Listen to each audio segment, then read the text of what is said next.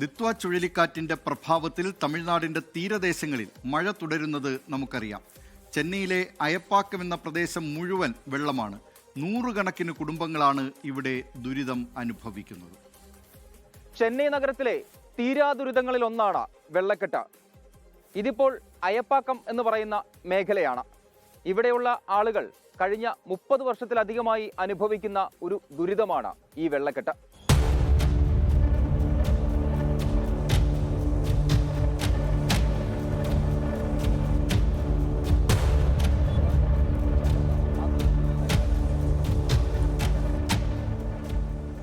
ഇതാണ് അയപ്പാക്കത്തിൻ്റെ ഇപ്പോഴത്തെ അവസ്ഥ.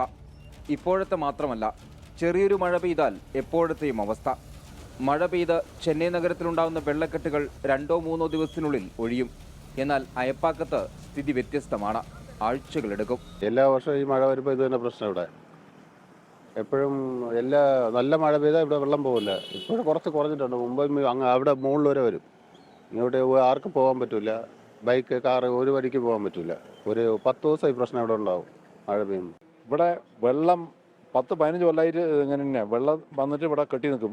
ഒരു മഴ പെയ്താൽ മതി, നല്ലൊരു മഴ പെയ്തു വെച്ചാൽ വെള്ളം കെട്ടി നിൽക്കും. വെള്ളം കെട്ടി നിന്ന് ഇതുവരെ വരും. കണ്ടോ, ഓരോരോ റോഡിൽ നിന്ന് വരുന്നതൊക്കെ ഇവിടേക്കാണ്.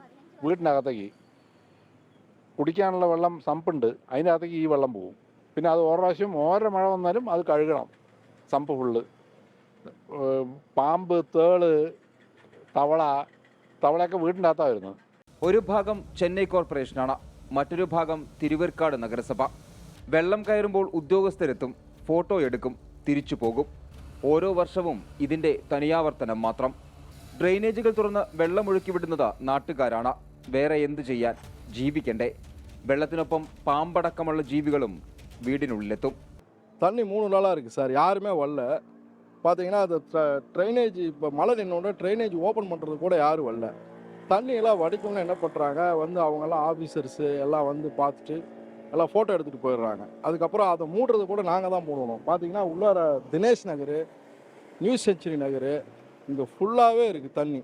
இப்படி தான் சார் இந்த 4-5 வருஷமாக இருக்குது. இங்கே எந்த விதமான கவர்மெண்ட் ஸ்பெஷாலிட்டியும் இங்கே யாருமே பண்ணுறதில்ல.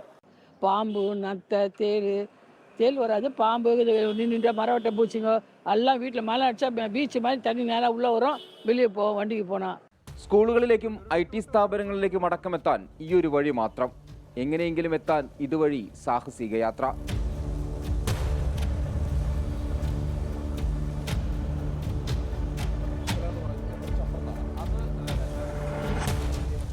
ചെന്നൈ നഗരത്തിൽ നിന്നും ഒഴുകിയെത്തുന്ന വെള്ളമാണ് അയപ്പാക്കത്തിലൂടെ കടന്നു പോകുന്നത്.